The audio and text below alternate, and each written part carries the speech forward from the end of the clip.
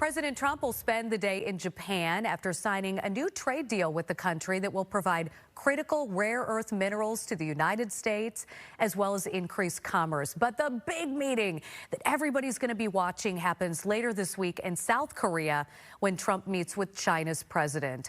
North Central College political science professor William Muck joins us now. What so far, Professor, are your takeaways from the president's trip thus far?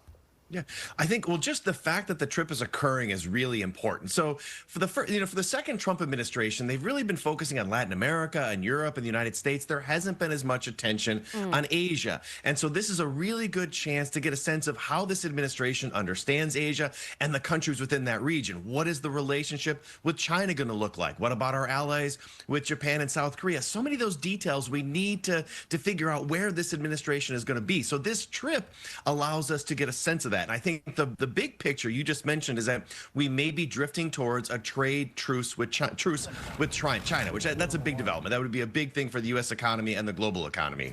Yeah, obviously there's a lot riding on this meeting with China.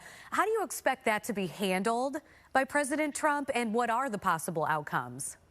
It's a tricky one because we're thinking about economics, right? For the Trump administration, they're really thinking about how do we get access to Chinese markets. You know, the fact that China cut off purchasing soybeans has been a big deal. These rare earth minerals, all of these things are important to the U.S. economy as they are to the Chinese economy. So how do you navigate and move into a more productive, managed relationship? But at the same time, there are also these security issues, a rising China in the region, you know, tension between the two countries. So you have to navigate both economic and security issues. And that's why so much of this happens behind the scenes, because you don't want it playing out in public, because that makes it much more difficult. Yeah, with those rare earths, I mean, that is just going to be so important for everything moving forward as technology advances. I had read something like China possesses 60% of the world's rare earths. So, I mean, it's incredible.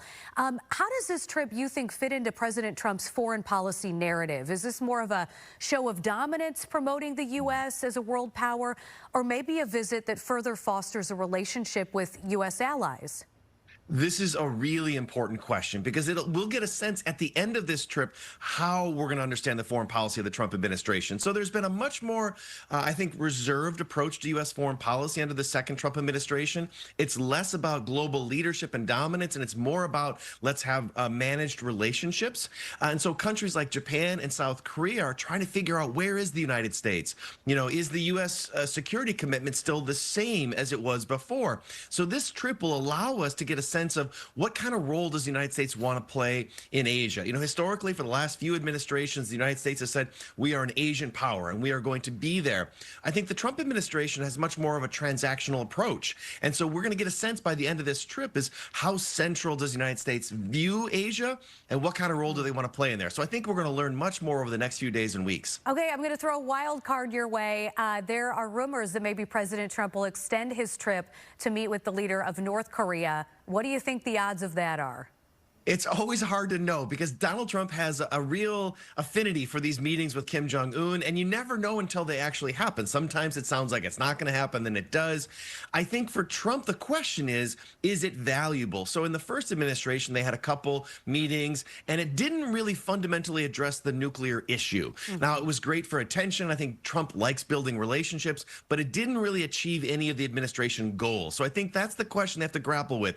Are we going to get anything done versus does Trump really enjoy the pomp and circumstance of having that meeting? So my guess is it probably doesn't happen, but I'm usually wrong when we start to think about these things. All right, we'll see. Thank you so much, Professor Muck. Always good to be here.